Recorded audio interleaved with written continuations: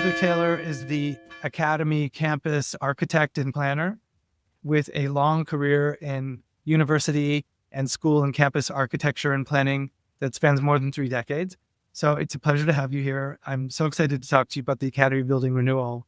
Tell us about your career and how did you get the best job in campus architecture in all of America in this Well, field? it is a pretty amazing job, and I am thrilled to be here. I have been here since 2018. And as you noted, prior to that, I have a long career in architecture on college and university campuses and some independent schools. My history is I'm one of those kids that always wanted to be an architect when I could put Legos together. I loved that. When I was 8 years old, I went to Monticello and I fell in love with the architecture there. It was more than Thomas Jefferson. It was more than the building. It was his logical solutions to problems. And that was sort of what got me interested. I ended up at University of Michigan, which my mom and my grandfather had been to, but they had a great undergraduate architecture program and I absolutely loved it. And then I ended up in Washington, D.C. afterwards for a few years and then grad school in North Carolina. And then I moved to Boston. I grew up in Connecticut outside of New Haven. So I was always around wonderful architecture and historic architecture. So that has been something that I absolutely love. Again, the Monticello sort of moment was this building from so long ago felt so relevant. And when you think of that and you think of the Georgian architecture on our campus, you think of, it was a definite fit. My sister lives in the area. She lives in Newfields. Her kids, when they were in their strollers, we used to walk across the grounds and the campus. And of course, like every architect, and even younger in my career, I had been to visit to look at the Kahn Library. But yes, as we sort of walked through campus looking at it, and what a wonderful campus. Never did I think that I would end up here. I did know some of the facilities folks through networks, through some of the organizations that we all belong to. But again, it wasn't on my radar until unfortunately my father passed away in the fall of 17. And right after Thanksgiving, a headhunter tried to call me and they called right through the front door or front phone of my office. And, I erased it before they finished because I was like, how dare they call? Then I ended up getting a couple of other friends forwarded the job description that was out for the first ever campus architect. And all of a sudden I realized, oh my goodness, what was that headhunter call? And so I put it all two and two together. And because it seemed the universe was speaking, it was one of those things. Many times people will look at a job description and say, oh, I don't know that I can do this. And I looked at it and I was like, check, check, check, check. It all sounded so amazing. Sent it to my sister and she's like, oh my God, how fabulous would that be to have you nearby? So I put my hat in the ring and it was a very long process, but I tried not to get too excited about it. But I was absolutely thrilled to be selected. And I've been here ever since and never looked back.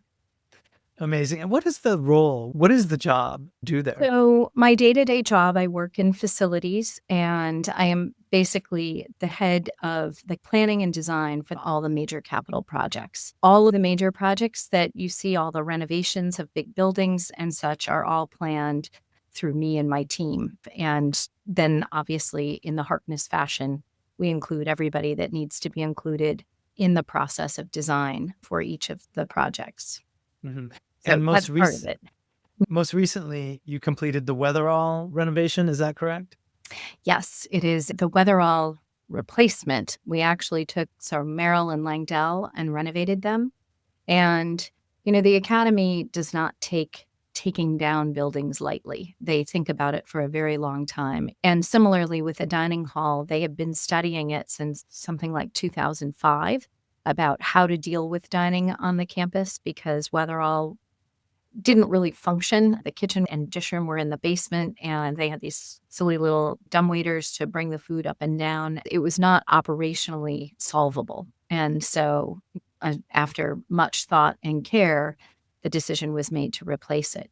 And one thing Principal Rawson said from the outset is he said, I want this to be an opportunity to do something that we haven't had on campus. And I want students and faculty and alums and everybody that comes through the door to feel community when they walk inside. So you come into one large space There's a great mezzanine, unlike the mezzanines when you think of Elm or you think of what was there in Weatherall.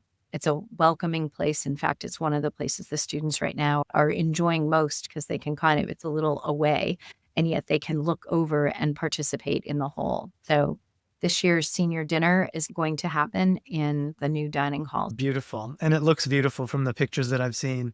The prompting of this podcast actually is partly because alums like myself see these pictures on places like Facebook. And we see them sort of accidentally. And I sort of accidentally saw the pictures of Weatherall's finishing and final kind of ribbon cutting and didn't really even know it was even a project. I hadn't even been aware of the fact that it was under construction until it was pretty much done. But when those pictures come up, as soon as you see something like that, as an Exonian, you just zero in on it. And I saw that and I was like, oh my God, what is going on? What are they doing? Right. And I could see how the two parts of Langdell and Merrill that faced into Weatherall were kind of deconstructed and the whole thing had been taken down and so on and so forth. And it really captivates your imagination. In the same way, somebody had posted pictures about the Academy building renewal from, I think it was Exeter Leadership Weekend. In fact, it was probably Russell Washington who had posted these pictures of poster boards of the Academy building renewal from the Academy building lobby up by the marble stairs. And I saw those and I was like, oh my God, wow. And I downloaded the photos and I blew them up on my computer monitor and I zoomed in to try to read every little piece of the poster board and kind of move my mouse all over the place to try to really take it in and try to understand, because these projects mean a lot to us. And I can only imagine that the trustees, when they conjured up the idea of having an Academy architect, that it's important to them, right? That the historical significance of all these buildings, they sort of have this nostalgia kind of vibe to them, right? That just sort of pulls you back into the moment of the smell, the light, the air, the heat, the sounds. And so there's a physical experience of Exeter that's very important, Mm-hmm. I think. And I wonder what you feel about that as the Academy architect and campus planner. Oh, I definitely do. And, every space that is special or community, it is the space and the campus and the spaces in between. It's the outside as much as the inside of the buildings. So one of the draws of coming to Exeter is I could figure out that 13 years after I arrived was the 250th anniversary. So thinking about, with that as the planning horizon, what was the campus going to look like at that time, made it a really enticing sort of thing to look at this job as a whole over the period of time. And when I think of a place like Exeter, I think of all of us, the generations of people that go through and the generations of Exonians that have come through and well worn their feet into the marble steps going up to the Academy or to the Assembly Hall. You all experience those same things. This is like the set, and you are the characters that come and go, and you come for up to 4 years and then you leave and you come back hopefully every 5 years and see what's happened.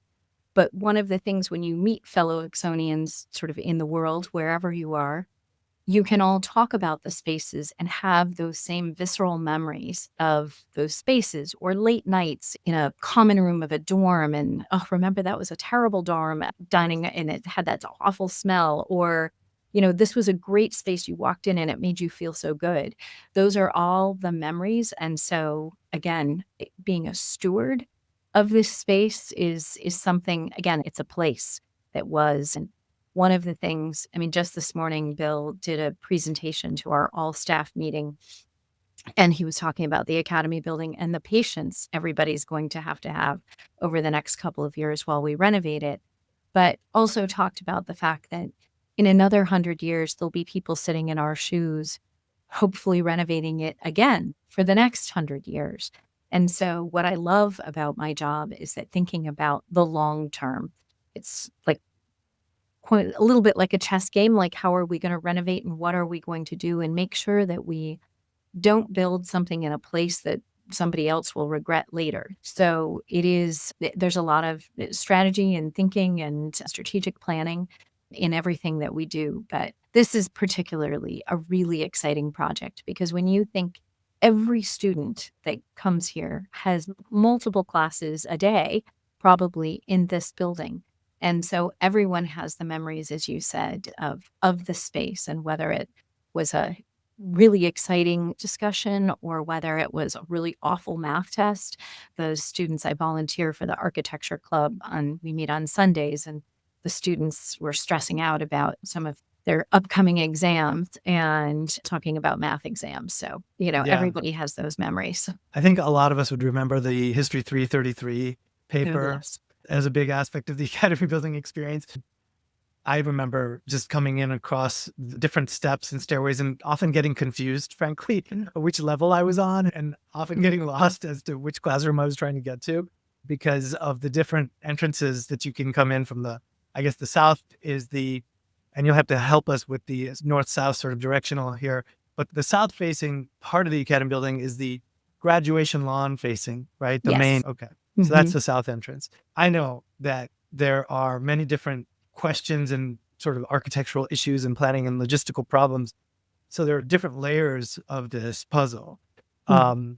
Before we get into that, is there a design thinking or aesthetic strategy to what you're working on here and in other projects at Exeter? You're trying to hit a goal, a certain kind of uniformity, Well, perhaps?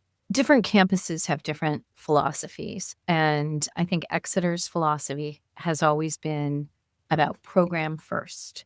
What is it that we are trying to accommodate, and making sure that it is humble, durable, sort of like the values of the academy. So it's not to be too special, but it is supposed to be lasting, particularly with the academy building and with the Weatherall project. As new buildings, they wanted to fit in.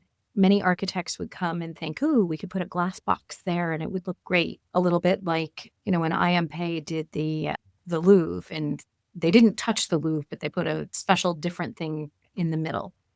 It very much wants to fit in. And it also depends upon the leadership of the academy. And with Bill Rawson, he very much is about tradition and wanting it to look like it's always been there.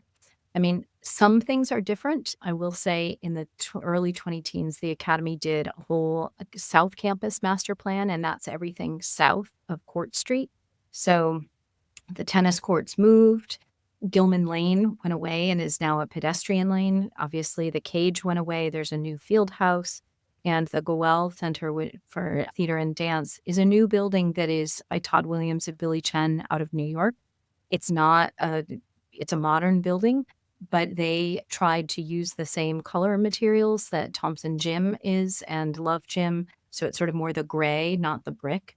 So it was very thoughtfully done. I would say that everything and allows and it's wonderful. It glows at night. It does everything that the architects wanted it to do. And it's really provided unbelievable space for our students, but not over the top. So it's, again, everything is simplistic, and not simplistic, but just meant to feel like it's always been there. And Yeah, but at the same time, it's a reinvention. it does. It does. And the pedestrian pathway is hugely successful. And it's wonderful that cars have gotten out of the center of campus, way back when, depending upon how, and I'm not sure what year they pulled the driveway out of sort of the quad that's in front of like McConnell and Dunbar and Webster. Like, I knew there was a place that you could There drive. certainly was. And There certainly was. that's I all certainly remember gone. it. So it's Right. all just lawn, which is great. And so again, I think each project is approached on its own, and thinking about it, we did a new residence hall, the first new residence hall that was built since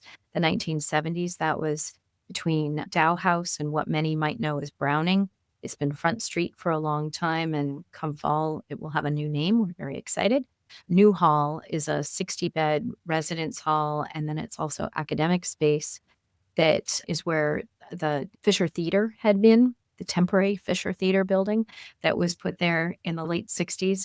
And one more year and it would have been a historic building before we tore it down and replaced it with a new hall. So that's been a successful project as well. It gives its own little quad. So that the architecture of that is not brick because it was between the two wood frame buildings that are distinct in architecture. It's meant more to look like sort of a house and residential architecture, and you don't see the scale of the building because of the topography, the way it drops off. So it fits within the landscape. And so, again, each project is unto its own in its own space. Beautiful, beautiful. Let's get into the Academy building renewal. You mentioned the Fisher Theater was that meant as a temporary building in the beginning when it was? The interesting thing is that when you look in history, the Academy building is the fourth Academy building, and it has burned twice. Since 1951, they were looking to expand the Assembly Hall. At that point, they were going to make it more like a proscenium theater. They actually had the architects design something for that. It took to the end of the 60s to actually build something. And in it, they built a Butler building, which is sort of a temporary building, and put it off to the side. That was the solution. And then, of course, it took that much more time to get Goel built. So again, the Academy it thinks a lot about what it's doing before it actually does it. I see. So take us through the Academy building renewal, Heather. Okay, so I am going to share my screen. First of all, I want a shout out to the class of 1959. When they came back for one of their early reunions, I can't remember whether it was their 20th or 25th, that they established a fund that would grow, and it was intended to maintain and renew the Academy building. And so that fund has grown and now is largely funding a good portion of the renewal of this building. So it's a wonderful stewardship story of how to take care of the Academy for a long time. So again, a huge shout out to the class of 59 and their foresight and protection of this building. So that's really one of the things that's allowing us to happen. So what you're seeing is the famous south view. So this is the south side elevation with the tower. And I love the tower. 24 hours a day, 7 days a week, 365. There is always a gorgeous view of the tower, and it will remain as it is. That was largely restored about 20 years ago.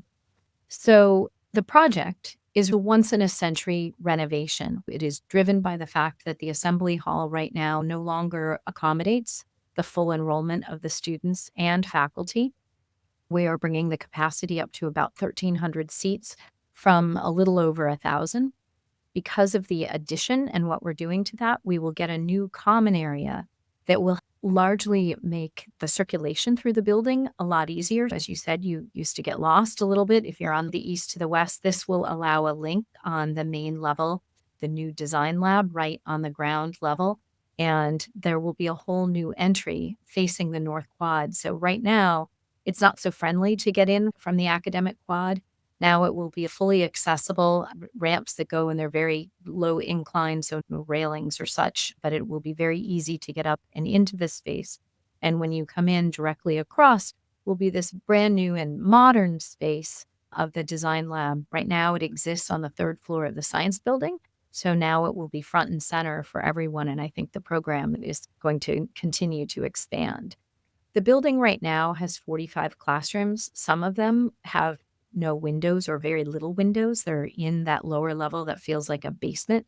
We will call it the ground floor now, and it will have every window. The one thing that's happening on the south side is that we're pulling away the yew bushes that are there on the sides will come away and allow for full windows to go into those lower level classrooms. I'll show you that when we get to the plan. But again, a little history, and many of your classmates and those watching this may know the history of this, but the Academy building is the fourth Academy building. The first is what really is Wells Kerr House now, that right now it lives on Elliott Street and is a faculty residence. It was on Tan Lane, and at some point the Academy sold the building, and as old good preservation back then, they picked it up and they moved it about a mile away. And then sometime in the history, we eventually bought it back. This is the second Academy building that was built in the location where the current one is. And then unfortunately, it had an untimely fire that, like many buildings of that time, it burned. And they built the third Academy building. And if you look at the years, the early 1870s, you can think that was sort of the rise of Victorian architecture. So when you look through, I've had a lot of fun looking through the archives and reading some of the various letters in the past about the whole campus planning and everything. I'm very interested in that. And I believe it was Principal Amon wrote to the Olmsted brothers when they were talking about campus planning, and they talked about the Academy building, the third one. They talked about, yes, it was built at a rather low point of architectural style. And I've always thought it would be really interesting to do a research project on Victorian versus brutalist. I mean, brutalist is having it come back now, but this building also burned in 1914. And lo and behold, the alumni jumped to and came up with, I think it was over $200,000 immediately to start the construction of the building. And so we call the main part as being built in 1914. And this is the original plan. So here is the south main entrance, if you can see my cursor, coming straight through into the marble hall, the marble stairs that everybody knows, and that view out the loggia.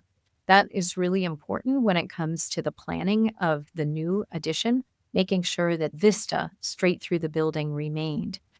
Then in the 1930s, with the advent of Harkness and the Harkness gift to the campus, there was a sort of explosion of growth both in Phillips Hall and other buildings. Two wings were added, the north and south on the north side were added. But of course, you can't get there from here, so you have to sort of come around. So it made it a little bit challenging to get through the building, but this is largely how you all have known the building, as it hasn't really changed. This is the first floor plan of the proposed renovations. So again, you come straight through to the marble hall, the marble stairs maintain. You kind of come up a couple stairs there, you'll go back down. And the common area is that room that we'll show some images of, but it links the east and the west side. So if you're here and you need to get here, it's very easy. We also are adding a new stair in the southeast corner. This is Abbott Hall for those that lived over near Abbott and Peabody. So it will make it very easy. If you come in that way, it's been very disconcerting now of how do I get upstairs, but now it will be very clear. We're also making some sense of the way the building is laid out and where history and math and religion will be in here as well. And when we're done, Classics, for those that don't know, is moving to the renovated Davis Library that will be renamed Davis Hall. We're very excited about that. That will finish up. And for those coming back in the fall, they'll get to see it anytime after that. But we'll have the math and the history department rooms.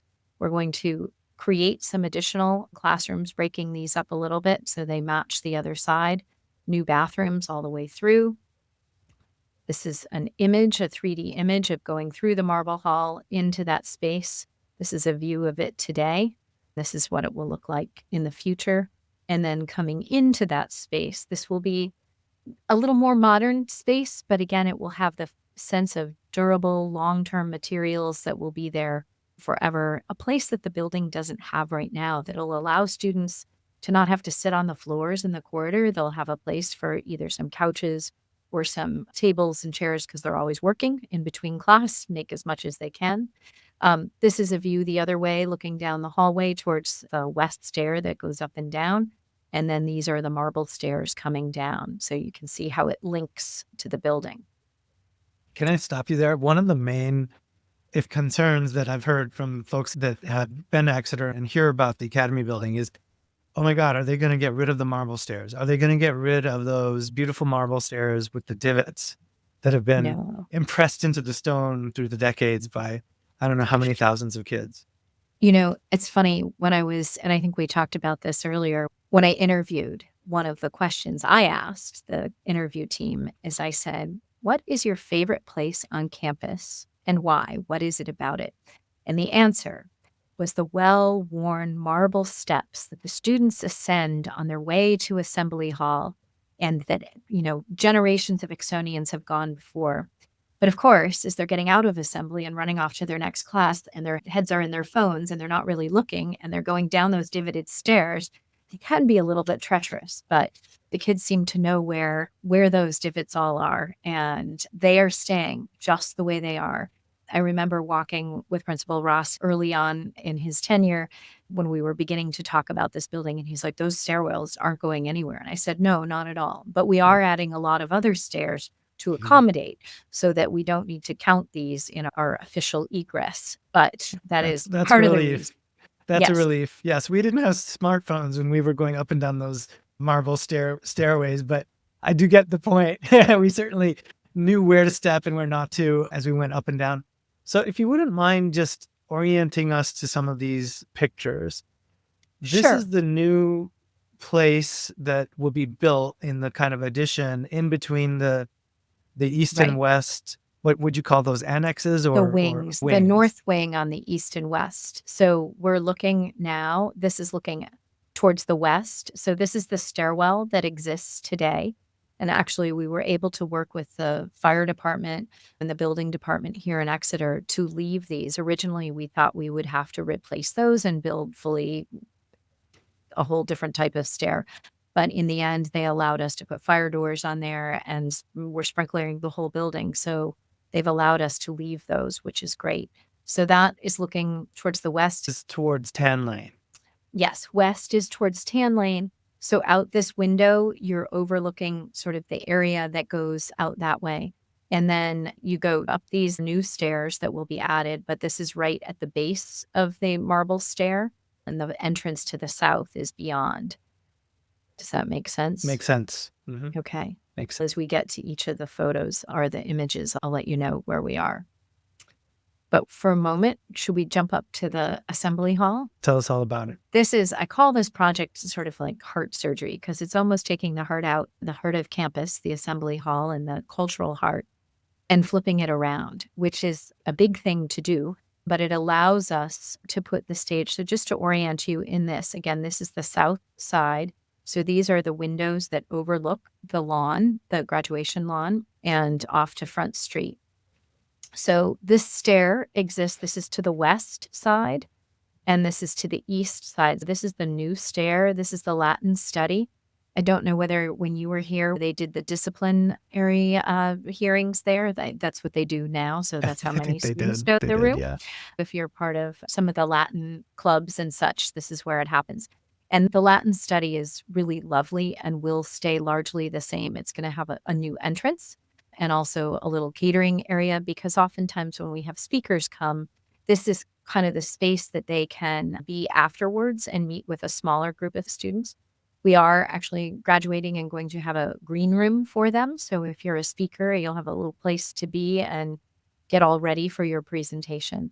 But the stage is going to be to the south, and we're moving the entrances so they're directly opposite the stairs now. You know, you come up and you kind of come in and you zigzag in. This is a flat floored area, and then it slowly rises going back. This red line is where the existing wall exists today. And so all of this is addition. So it's not a very big addition. Actually, in the process of doing it, we had a bigger addition to begin with. And we were actually trying to keep classics in the building. And, you know, it was expensive and it was more than the Academy wanted to spend. And it just wasn't quite right. So, and again, I'll credit Principal Rawson for coming up with the reuse of Davis to move classics there. And it allowed us to accommodate what math and history needed for extra classrooms and religion as well, with fitting in within this and leaving these classrooms. I'm sure students and alums had classes in these. There's 6 of these rooms that sort of face that inner part of the E. The E will still be somewhat visible from the sky. I don't know if you know that everybody talks about the Academy building looks like an E from the sky, and it still will a little bit, a little shorter. I didn't know that. I actually didn't know that, but that's interesting. But That's it will. fascinating. And to your point, you were saying that Principal Rawson came up with the idea of, well, let's scale it back a little bit and let's put classics over in Davis. That was his idea. Well, and then it allowed also for the design lab to come in, which was something that was a part of our master plan, but it wasn't going to happen until a lot later. So he was able to sort of accommodate a number of things at once. Again, we're always about how do we make the most out of every dollar we spend. And so some more history and some old images. I don't know if anybody saw these images. This was originally when the building was built. This was the chapel. This is before we built or purchased Phillips Church. And so chapel actually happened in here. But you all likely remember it as when the balcony was added in the 1960s. And this is what it looked like when you all were here. And it still looks like this today.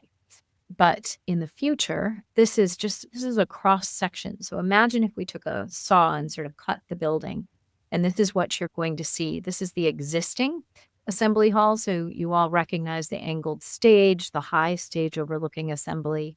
This is the marble hall below and the marble stairs. And right now, this is Mayor Auditorium that exists. I don't know if it was better used when you all were there. It hasn't been used in recent years. But this is the same section of the renovated space. So we're basically turning the whole assembly hall 180 degrees. So the stage is to the south with a flat sort of portion of the assembly hall and then rising gently. And then a whole new mezzanine level, balcony level will be added in order to add the space we need. And on the main floor, the marble hall, just as it is with the stairs, and we'll have some images in a moment of the new lobby and the design lab that will be on multiple levels. It'll have a high space and then more space that'll be like another internal Harkness space. But it's important to talk about the stage, and these are some images of many days that we have assemblies. It's a spoken word. It's a speaker up there with a presentation of some sort. So the depth of the stage doesn't need to be that big. And of course, it will have a wooden the back stop of the behind the stage. But there are other times when we need to have a deeper stage for whether it's dance or a band or concerts, the piano comes in, or a panel discussion. And this allows us to have the deeper stage, and it goes all the way back to where those wonderful windows are. Now, we do know in theater design, the worst thing to do is backlight a stage. We have both sun shade blocking, so if it's sunny a little bit, and then we have full blackout shades so that we can control the light behind the stage, but still have the deep stage. But it's versatile for different uses. And then this is an image from the balcony looking down. And Principal Rawson's excited to begin to think about sort of how you graduate through the assembly hall from the balcony to the front of the balcony to the back of the lower level, and ultimately the seniors are in front. And what goes on the walls in the assembly hall is a big discussion, and we haven't answered it yet. Right now, there are 34 portraits, I'm sure you all remember them, that are in the assembly hall. And it's a discussion that's happening at every college, university, school like ours. What should go on the space, and how does the space reflect both history and maintain tradition? And yet, how is it reflective of our community today? So if others are interested in that discussion, they should reach out to either the institutional advancement or the principal's office, because there will definitely be things put together to have a dialogue about what that might be or what people's thoughts on that are. And so that has not been decided. What has been decided is that the architects are making it very flexible for having lighting scheme and such that we can put almost anything, almost anywhere and make it work. We are restoring the war memorials, and those will be, right now, they're on either side of the stage. You've got the World War I and World War II memorials. The World War I is made out of wood with a lovely eagle on the top. That's going to come out, be restored, and it will be put on the same side of the stage as it was. And the World War II memorial, I hope it comes off the wall in one piece. Mhm. It's made out of 2 large pieces of bluestone, and we are going to, if it comes off, as we hope it does, it will get rebuilt. The wording on the top will get redone, and we're reorienting it to be vertical like the World War I. So they'll flank either side. And then the Civil War memorial, and there's a memorial to Amen is also, Amen, that's in there Interesting. as well. And you mentioned when you showed us the old picture of what was then called chapel, that the roof and the pillars had some decorative elements that had been, I guess, hidden Yes. in the 60s, and you're Yes, bringing those well, back. they were just stripped off in the 60s. So 2 of them exist. They still have some of the detail, and the architects have taken a lot of care and thought to, and this summer they're going to come and they're going to mold the 2 that exist so that they can replace the 2 where it was taken away and put back what was existing, so that those, when you look at the new memorial, they'll all have the detail. This is just a rendering, so the detail isn't quite shown, but there's been a lot of care into the planning of this space. And one of the things I can't wait to see is, and the whole time I've been here, and I think in talking to you and your classmate, that you didn't see it either. There was never light coming out of the tower, that the blinds that are up there have been closed. And so I cannot wait to be able to open and close and control the light that comes down from there. Unfortunately, we do have modern theater lights that will be there as well. So, in fact, that's exactly where the bell tower is, up above the assembly hall. And It is. So when okay, you see, so now sort of over the flat sort of portion, you'll see that's where the tower goes up and the lights wow, and the bell tower. So it's beautiful. right over where the seniors will be sitting. Love it. This is So so impressive, so interesting. So much care, thoughtfulness, respect for tradition and our legacy, as well as this programmatic view of the future, is all come together in one place. I worked on another campus and I largely did science buildings at one point in my background. I remember at that school, they had an old schoolhouse that they were like, oh, yeah. And I so wanted to renovate it, but it wasn't necessarily the kind of clientele, that particular client or architect that I was working with, that they or firm that they wanted to do. So when I came here and found that we were going to be renovating this building, which is the central heart of this, like, this is even a better building, and this is, like, so exciting and so important to every aspect of the academy. So we've moved down to the ground floor, and I'll just walk you through that. And then, so these in the sort of turquoise down here are what we're calling new classrooms.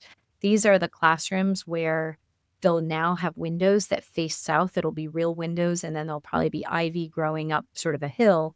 And from the front, from the street, you won't notice a difference, that now there'll be daylight. It was really important to have daylight in every classroom.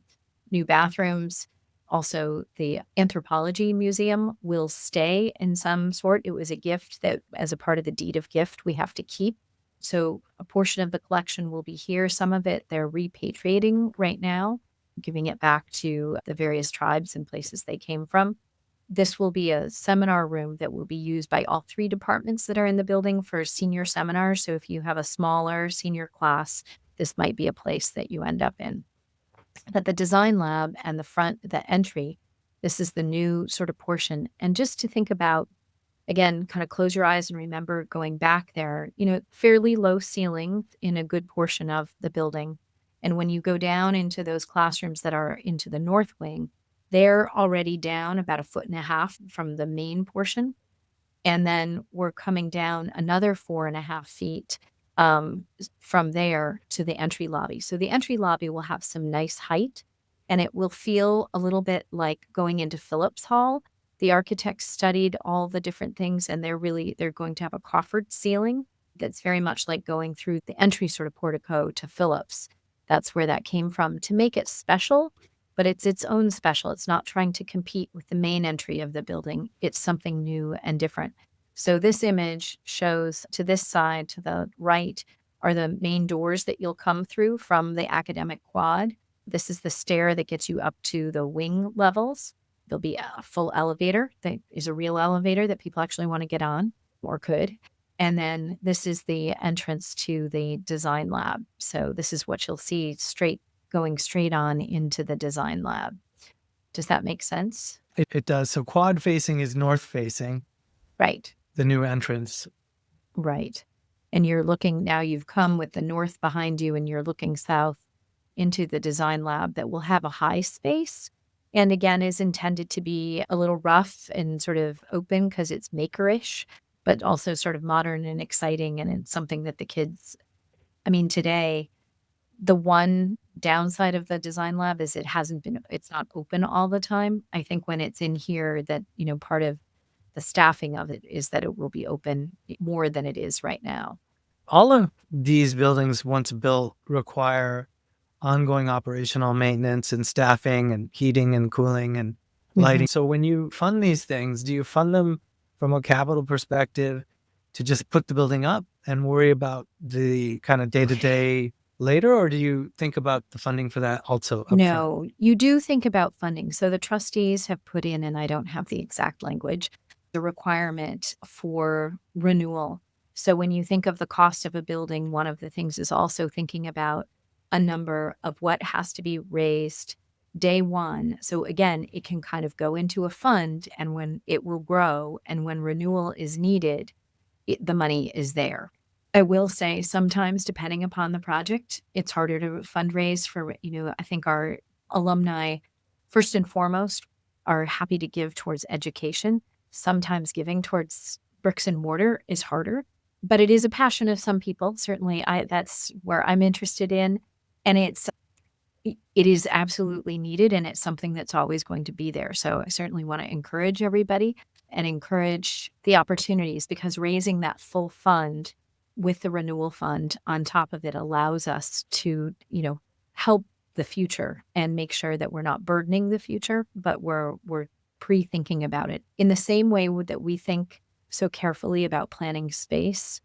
Our finance team and trustees and investment team think about how we fund what the mission of the academy through every element. So these are a couple of other images of the different spaces within the design lab. This is the maker space that will have all the 3D printing and laser cutting and paint booths and model making. And then we have a really robust robotics team we made the renderers come back and put all kinds of trophies up here because they truly have trophies everywhere they go. So this is overlooking that main space, but there's a room dedicated to the testing of the robotics. And then before, I didn't talk to this one, but this is that sort of dry design space can act like a little Harkness space overlooking the maker space. So it's all interconnected and glass connecting the various rooms. So we are doubling the size of the existing design lab, but I fear that it's going to continue to grow. But that's a good problem. So this is just an example of the level of care and detail that the architects who are Buyer Blender Bell out of New York, and our construction management team is Consigli Construction out of Massachusetts, and they have New Hampshire offices as well.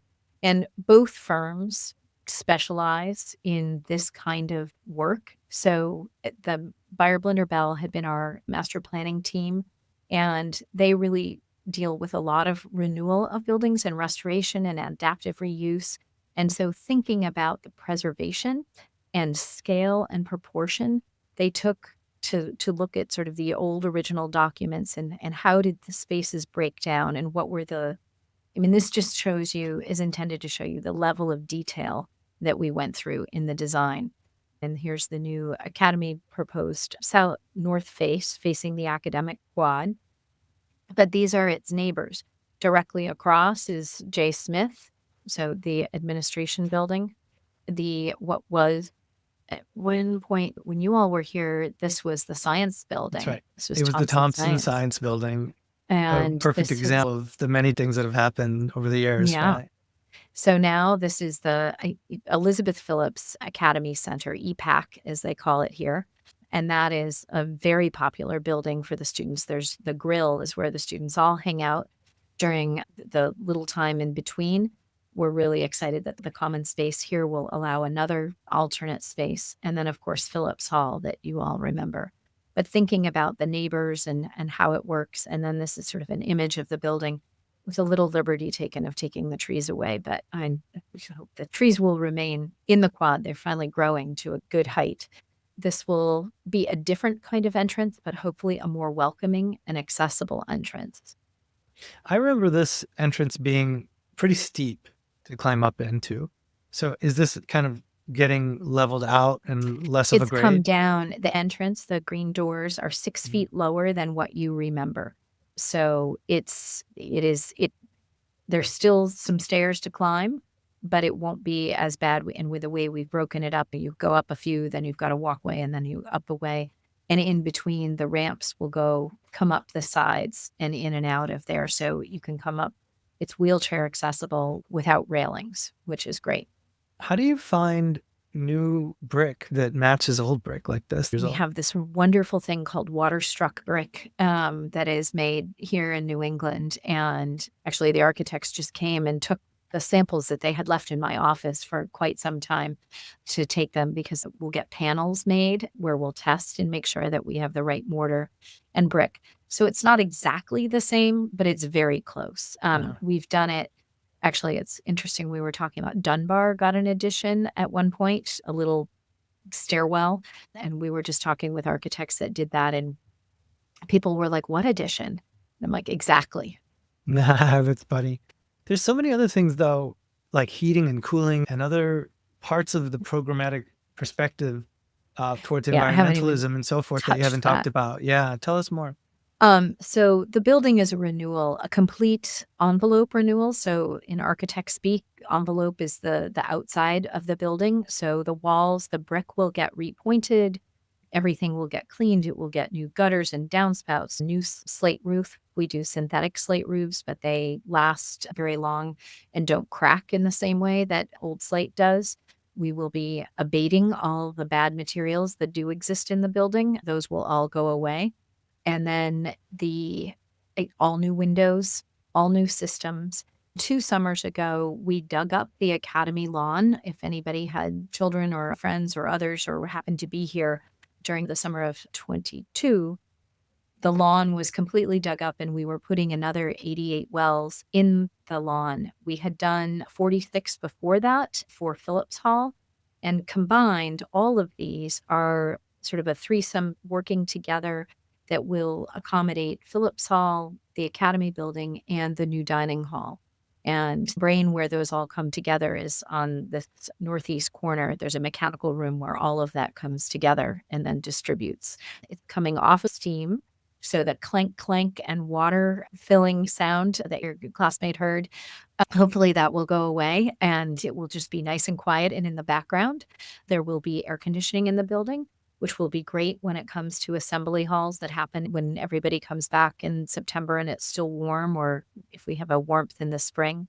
It will be heated and cooled throughout the year. So that all new electrical systems, all everything. And this is all part of our climate action plan as well, in bringing down the use overall and switching from steam ultimately to be carbon free. So all electric is where we're going. And this is geothermal wells that you're, This is how do those geothermal work? And wells. also, how deep do these go? I think these are about 500 or 600 feet. Some in Boston, I know, go down to like 1,500 feet. They're really deep. We have really good soils on campus and it works very well. We've just put 14 additional wells in for Davis. So Davis will also be all electric and on geothermal. It is the way we are going, although as we look forward and are looking towards our 2031 goal and our 2050 goal, we are looking at how can we not do these around campus spaces, but a bigger area that will be near our central plant and ultimately transfer the central plant. Right now, we have a whole intricate system of steam piping that goes across campus, and that will ultimately turn into low temperature hot water that will be delivered around campus. But that's another very big project that's coming as a part of all of this, but in steps. In We steps, small pieces. yes, but we're very excited. I mean, this will really set the building up for the next 100 years. And so we're thrilled and can't wait to have everybody come back. I hope in 2031 for the 250th, it'll be something that everybody will want to come back for. I have a feeling it will be. All of us have been touched in the heart and in the soul by the Academy building. All of us, no matter Mhm. what class year you're an Exonian from. So when we hear about the Academy building renewal, it is a big deal. And I think we're all excited about it. And we've seen the incredible work you and your team have done, and generations of people who love Exeter have done in preserving this historic campus. I think it's one of the most impressive things about Exeter. It's always in the background, right? And then the history, the sense of history as well, that you're connected to something that's greater than yourself, Absolutely. I feel is very important part of the Exeter experience. I think it's something we're all super proud of and we ought to preserve and do our best to protect. This is an historic renewal.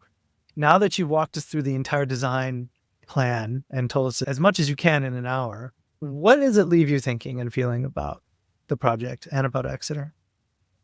Well, I think as many alums that I have heard talk about what we're doing and how we're doing it, they're like, I'm so proud of my institution and everything that's happening. And I would say, I feel like I have adopted Exeter for sure while I went to Hopkins and I'm headed to my own reunion soon. But it's not the same. I mean, Exeter, I think because the students are here and it's a boarding school and you're here late night, all those moments that are so timely sort of as you're growing up. And, from 14 to 18 is a massive change of time. And sort of in those very impressionable years, Exeter, this campus is the backdrop where that's all happening. Whether you graduate in 92, 82, 22, whatever year it is, everyone sort of goes through a similar experience. It's just such a special place. And I feel so honored to be a part of it and a part of the campus and family. I'm thrilled to be able to be, as I said, a steward of this campus. And I hope that we can pass it on so that, years from now, when somebody else is sitting in my shoes, that they're like, wow, they thought about this really well. I mean, I think that's what we want to make sure that people are proud of the campus, proud of their school, and we're really maintaining and building and caring to pass it on to the next generation. Well, I think I'd join a chorus of many that would say you've just done an incredible job, an incredible job. And we are proud of you. We are proud of everyone who's contributed to this success and ongoing documentation of history through architecture. It's just so inspiring and so beautiful, frankly, just absolutely beautiful. I think it does play a role in the educational and learning process that contributes significantly to how we approach learning and how we evolve as students and human beings. Absolutely. And I think, again, as we all say here, it's about belonging. We want everyone to feel like they belong. So we don't want, any place that's too precious or too wonderful or too this. It just should feel comfortable.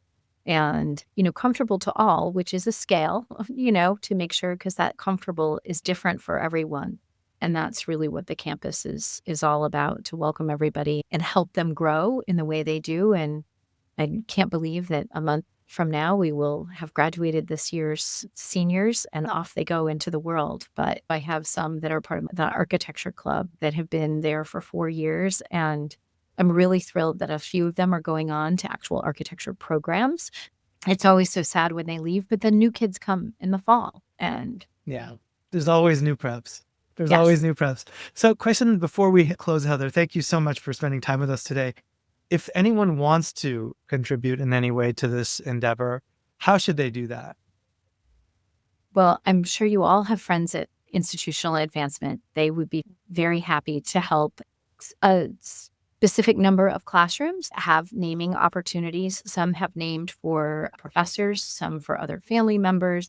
We're helping them here and there with it. There are opportunities. I think the common room is definitely an option, as well as the design lab as a whole or the various pieces within. So there definitely are spaces and opportunities. I would reach out to your friends at Institutional Advancement. Erin Peters is wonderful, and Morgan and her whole team. If you don't know how to get them, you can come through me. I'm happy to pass everybody's name on to the folks that can help that. So appreciated, because I think this is a building that people can put their names on. Everyone's going to be here, or this is a building that everybody goes through. It's absolutely iconic. There's no question about it. And that's saying something, considering the other beautiful works of art and pieces of historic architecture on campus. Phillips Hall is beautiful. I love Jeremiah Smith. I love those arches. And in our day, we would go on every time between class, we would run over there to look for mail in our post office boxes. Oh, great, because you had your box, your post office. I don't know why every time, there's only 5 minutes between classes, but we would all run to the mailbox and check it. And every once in a while, you'd have an extra piece of mail there. But, times have changed, and certainly the school has as well, and technology and so many things in the world have changed. I wanted to also say, I really appreciate the inclusiveness that you've included in the design. For example, I noticed that there are various designs around bathrooms and so forth that we didn't get into that are even more inclusive than before. So I love that. And again, I just want to thank you for the work you do, for the work your team does, and for spending some time with us today. And we'll look forward to spending more time. Maybe we can do this again and perhaps have some of the architects in from New York and others to join us. Absolutely. It would be fun. And we have, for those that are coming anytime to campus, starting this fall, Davis will be done very soon. It's actually fun to look at because they're putting in landscaping and getting ready. The furniture is coming soon. Classics will move right after. So that will be a great building. And I know there are many, particularly if you guys were 92, you were part of the group that had it as the Davis Student Center. Center. I was a Student Center proctor. Yeah. So that was a special place. That was your EPAC. And Mhm. so to see it renovated, the reading room in that space and the Eamon room will be fabulous and will be a place for everybody. Even if classics isn't your gig and you don't want to take those classes, there's still a space for you in that building. What could be next after the Academy building renewal? But just give us a taste. What else is coming after that? We have many dorms to renovate. One of the great things about some of the old brick dorms is that they can be renovated for the next 100 years. We've made our way through, I think, Webster, Wheelwright, Wentworth, all the W's, Merrill, Langdell are all done. Others have had renovations at different times. Next up are Lamont and Gould. We're asking the trustees this week for funding to go forward and at least do the planning for that. We have others that are in our 10-year plan. Ultimately, the library has its own very special master plan and 9 phases of renovation. We're about 4 through it, which means we've done a lot of the systems. We've moved, there's as many who have been on campus know the archives have come from the 4th floor. They're now in the lower level, and there's a great center there for the archives. There are some study rooms. There's a lot of renovation within the main space that is needed. It's very tired. The original broadloom wool carpeting is still there in many places. So that is a building that's coming. And so student housing, faculty housing, moving administrative buildings. J. Smith will ultimately get its renovation at some point. There's always something. Oh, And there are a yeah. couple of Yeah. dorms that we hope to come offline and turn them into something else. So there's a plan and we're working. 300 acres and how many buildings total? There's about 2 million square feet of space total. I would say the core campus is about 200 acres, 190 some odd acres, but then we have the 600 or 700 acres of wood that are right nearby. And then there's land in Fremont that we own that's most of it sort of wetlands, but it's a lovely space for studying and preserving. So yeah, we have a lot. What a great job. Well, Heather Taylor, who has the best job in school and university campus architecture, probably in the world, if not the United States, I'm going to say, who has the best job in the world. Thank you for what you do. And thanks for joining us today. Well, thank you so much for having me and for being a part of it. Have a great You day. bet. You bet.